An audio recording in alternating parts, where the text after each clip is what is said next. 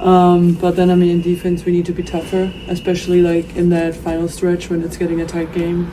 But also, I mean, first half wasn't our best defensive half. The text message that arrived at 6:47 p.m., just 3 hours before the most defining game of Caitlin Clark's remarkable college career, carried only 4 words, yet those 4 words carried the weight of a decade and a half of secrecy, intimacy, and unconditional love, revealing a truth about her life that had never been shared publicly, a truth that, when finally spoken aloud, would show the world that the foundation of America's greatest basketball player was not rooted in elite training, facilities, grueling practice schedules, or the strategic brilliance of coaches, but instead in the quiet, consistent, deeply personal ritual shared with her older brother, Blake Clark, a ritual that had begun in childhood as a way to ease the nerves of a young girl and had matured into a spiritual anchor strong enough to steady her in the face of overwhelming pressure, blinding lights, and global expectations.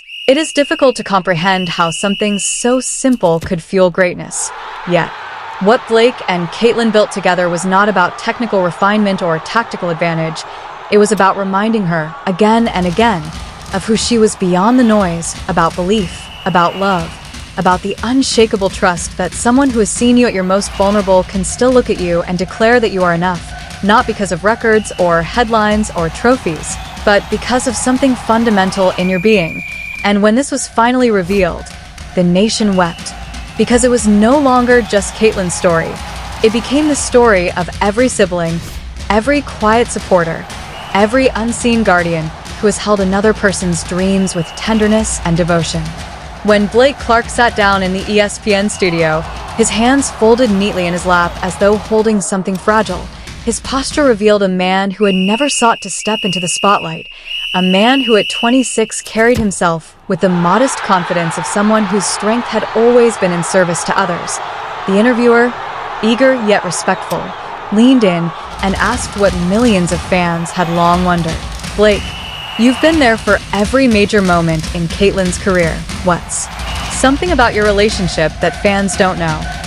It was then, as the cameras rolled and the lights glared, that Blake's eyes softened, and for the briefest of moments, the studio disappeared, and he was no longer the composed adult, but instead the protective brother standing in their West Des Moines driveway, rebounding ball after ball for his little sister, refusing to leave until she had hit her impossible self-set goal of 100 three-pointers in a row.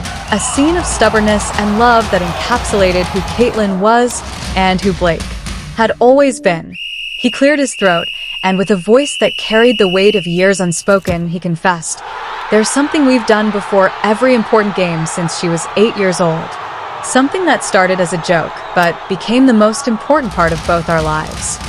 Few in the room understood that this revelation had been building within him for months, perhaps years, as he watched his sister, no longer just the pride of Iowa, but the face of women's basketball, carry the burden of unprecedented expectations, criticisms, and adoration, and he had finally decided that the world needed to understand the invisible force that had kept her grounded.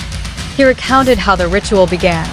Caitlin, only 8 years old, in the earliest days of organized basketball, had been gripped by nerves before games, her small voice trembling as she phoned her 10-year-old brother, fearing missed shots, fearing disappointment, fearing that her love for the game would not be enough to carry her through the weight of competition. "I was just a kid myself," Blake admitted, his voice growing steadier with memory, "but I could hear how scared she was, and I wanted to help. So I started telling her the same thing before every game." He explained that what began as the instinctive words of a boy trying to comfort his little sister became, over the course of 15 years, a sacred ritual, one that required no cameras, no acknowledgement, and no applause. The interviewer, leaning closer, asked with genuine curiosity, "What did you tell her?" And at that moment, Blake smiled, the kind of smile that seemed to bridge time itself, because it was not the smile of a young man in a studio. It was the smile of an older brother remembering the little girl who would not sleep unless she knew she was believed in. He answered softly yet firmly, "I would say, Caitlin, you're not just my little sister, you're my hero." And heroes don't worry about what might go wrong. They focus on all the good they're about to do. What he did not immediately say, though it lingered in the air, was that over the years those words adapted to Caitlyn's changing reality, becoming more sophisticated as her challenges grew, yet never losing their essence. Unconditional belief, unconditional love, the quiet assurance that she was enough. The interviewer, visibly moved, asked, "And how did she respond?" Blake's voice broke slightly, not with weakness, but with the rawness of someone revisiting a well-worn place in the soul, as he recalled how Caitlyn would always ask the same haunting question, "Blake, what if I'm not good enough?" And how, every single time, he would answer with the unwavering conviction of a truth deeper than circumstance. "Caitlyn, you were good enough the day you were born. Everything else is just you showing the world what I've always known."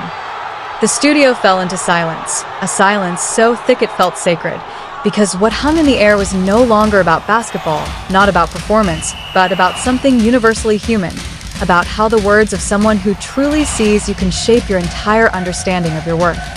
Few people watching understood that this ritual had been quietly happening before every significant game Caitlyn ever played, before her high school state championships, before every NCAA tournament game that turned her into a legend, before her WNBA debut, and yes, even before her first playoff game with the Indiana Fever. "The last time we had this conversation," Blake revealed, his voice thick with emotion, "was before her first playoff game with the Fever. She called me at 6:47 p.m., just like she always does." Yet something about that call felt different, as though they both understood that the stakes were higher, that the world was watching, but what mattered most was that their ritual endured, that even in the midst of bright lights and clamoring voices, they could retreat into that quiet space where a brother reminded his sister of who she truly was. And so, when the truth of this ritual came to light, it struck a chord with millions, because it reminded the world that the most powerful sources of resilience and greatness are often not found in grand speeches or elite programs, but in the intimate, private traditions that no one else sees, the ones rooted in love, belief, and the unspoken bond between siblings who never stop showing up for each other, no matter where life takes them, no matter how loud the... That's where Quinnery is so tough, bringing the ball. And that's where they're so good, Dallas, as far as that pick and roll. They get their bigs inside and just have great position. Blake Clark paused, gathering himself before continuing with the story that revealed just how deep the bond between the siblings truly ran, and as he spoke, one could feel that the room itself had shifted into sacred space, because this was no longer an interview about sport, but a window into the very essence of human love and belonging. Caitlyn, he recalled, had once said to him in a voice that trembled yet carried clarity, "Blake, I need to tell you something. All these years I thought I was calling you because I needed to hear that I was good enough. But I just realized something. I was really calling because I needed to hear your voice. Because when you believe in me, I remember how to believe in myself." Those words, simple yet profoundly disarming, pierced through the veneer of competition and celebrity, reminding everyone listening that at the heart of greatness lies not ambition or even talent alone, but relationship, the kind that affirms you when you cannot affirm yourself. The interviewer, caught off guard by the raw intimacy of the moment, wiped away a tear, realizing that this was not a mere sports story, not a tale of victories and records, but a testament to the sustaining power of family love, to the way one person's steady belief can hold another together during the fiercest storms. Yet what Blake did not share publicly in that moment was the deeper conversation that followed, one that had haunted his private thoughts for weeks afterward, because Caitlyn, in her vulnerability, had asked him a question that struck him at the core of his identity as her lifelong protector. "Blake, what happens when you're not there anymore? What happens when I can't call you before games?" His voice, now nearly a whisper as he retold this, revealed the weight of that question, for in it lay the truth that after 15 years of being her unwavering anchor, he needed to teach her something he had never spoken aloud before, that the strength she thought came from him had always, in fact, resided within her. It was a revelation that not only redefined her sense of self, but also shifted his own understanding of his role as a brother, forcing him to confront the delicate transition from being the one who steadied her to the one who would let her fly on her own wings. So, gathering his composure, he told her something he had never dared to say directly until then. "Caitlin, you don't need me to tell you you're good enough anymore. You need to start telling yourself, because the voice you've been hearing all these years, that's not really my voice. That's your own voice speaking through me." In that admission lay a profound truth, not only about their relationship, but about the nature of confidence itself. That sometimes we first learn to believe in ourselves through the borrowed voices of those who love us, until one day that borrowed voice becomes indistinguishable from our own. This conversation marked a turning point, not just for Caitlin, who finally began to see that her strength was not contingent on an external anchor, but also for Blake, who after 15 years of defining himself partly as his sister's emotional shield, had to face the challenge of stepping back, of trusting that the roots he had nurtured would now allow her to thrive independently. The impact of Blake's revelation rippled far beyond the ESPN studio. Within hours of airing, the interview was being shared across the world, accumulating millions of views, with comments pouring in from siblings, parents, coaches, and athletes, all resonating with the story in ways that transcended basketball. Siblings wrote heartfelt messages about the quiet ways they had supported each other over the years. Parents reflected on the importance of encouraging children not only to dream big, but to stand beside each other in those dreams. Coaches discussed how the power of consistent, positive reinforcement often outweighed even the sharpest tactical strategies, and athletes across all levels, professional and amateur alike, spoke of the unseen family members who had believed in them when their own self-belief faltered. What stood out most, however, was Caitlin's own public response 3 days later, a video message she posted online that would become one of the most